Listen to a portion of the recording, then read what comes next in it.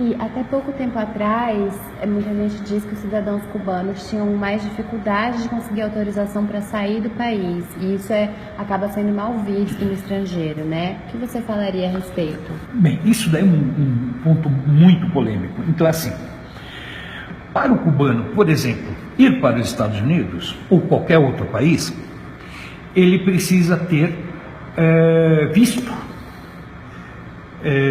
fornecido pelo governo dos Estados Unidos ou do país europeu que emite esse visto.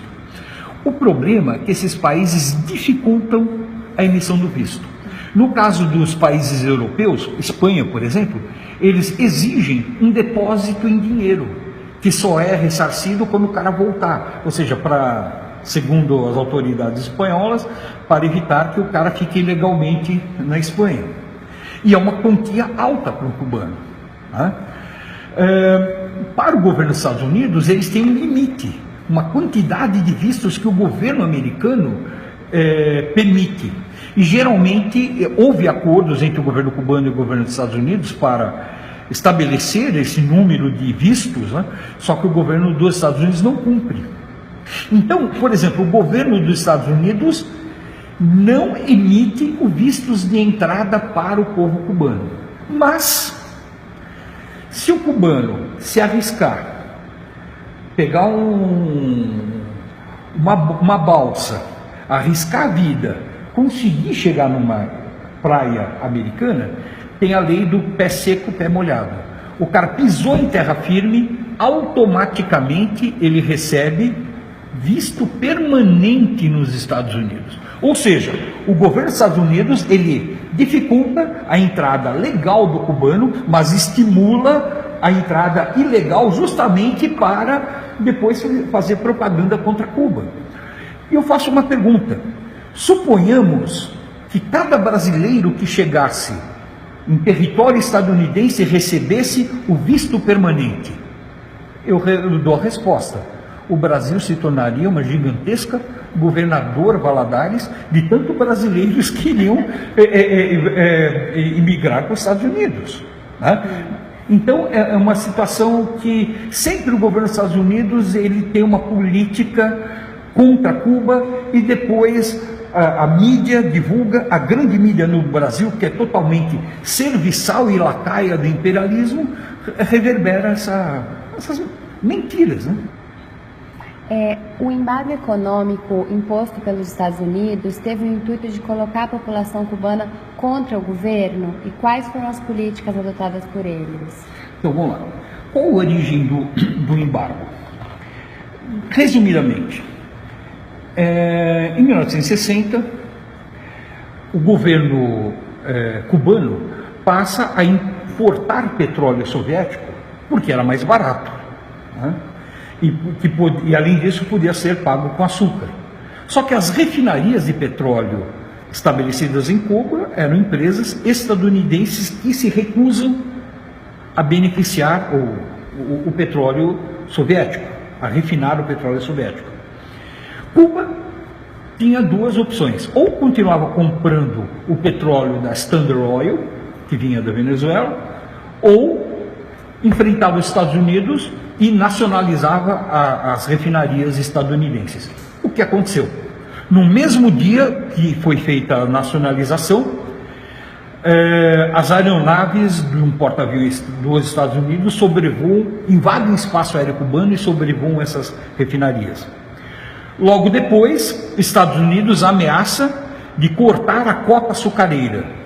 90% do açúcar cubano era vendido para os Estados Unidos. O facão de cortar a cota açucareira significa a morte econômica de Cuba.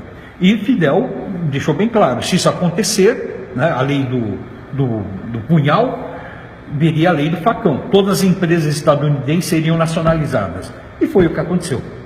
A partir de então, depois da nacionalização das empresas estadunidenses em Cuba, o governo dos Estados Unidos começa a ter uma política de embargo econômico.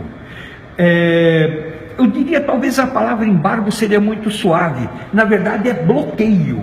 Nós temos um bloqueio. E esse bloqueio, ou seja, Os Estados Unidos não comercializa com Cuba, não tem relações comerciais e quer proibir outros países de o fazerem. Se uma empresa brasileira produz mercadorias que tenham patentes americanas ou que empregue componentes fabricados nos Estados Unidos, ele estaria proibido de vender para Cuba. Depois do fim da União Soviética, a coisa piorou. Os Estados Unidos aprovam mais leis que endurecem o bloqueio, que é a lei Torricelli, a lei Helms-Burton.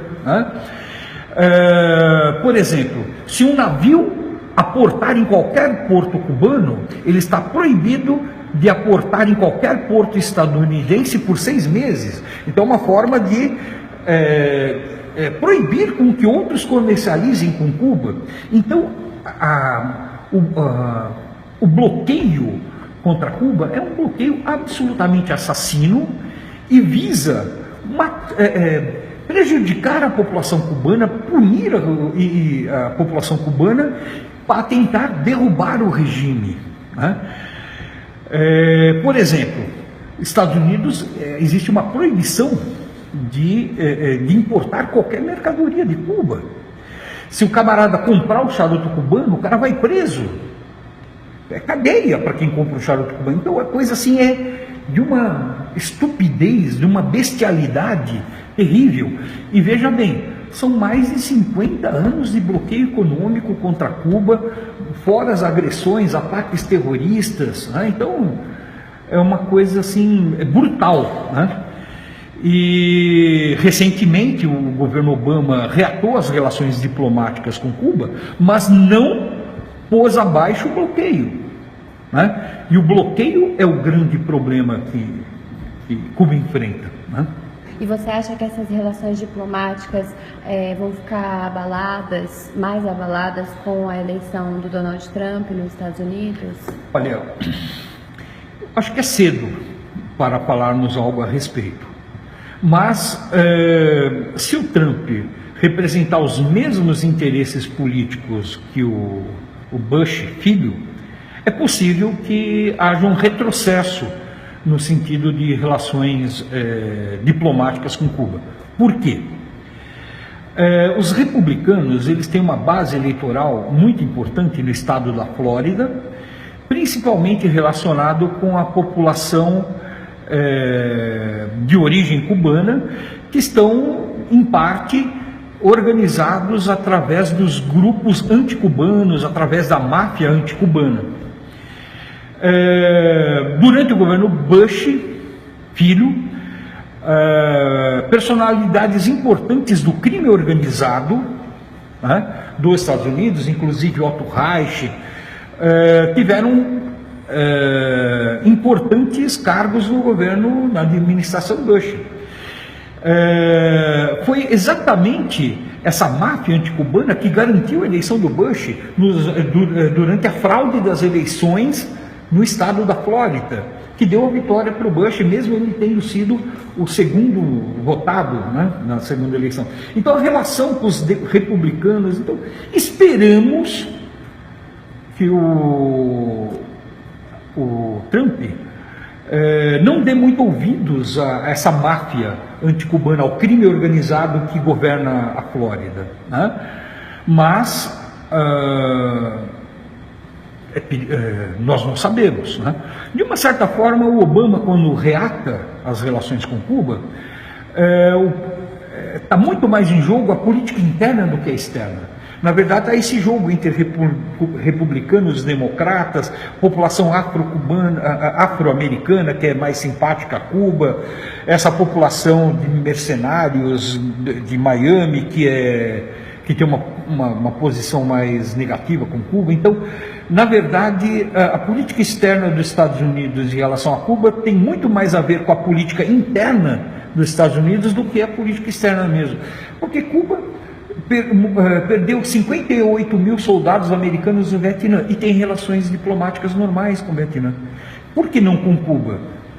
Não com Cuba devido à máfia que atua em Miami, controla o estado de Miami, elegeu o Bush Jr., e agora vamos ver o que o Trump vai fazer, se ele vai romper ou não com o crime organizado. Certo.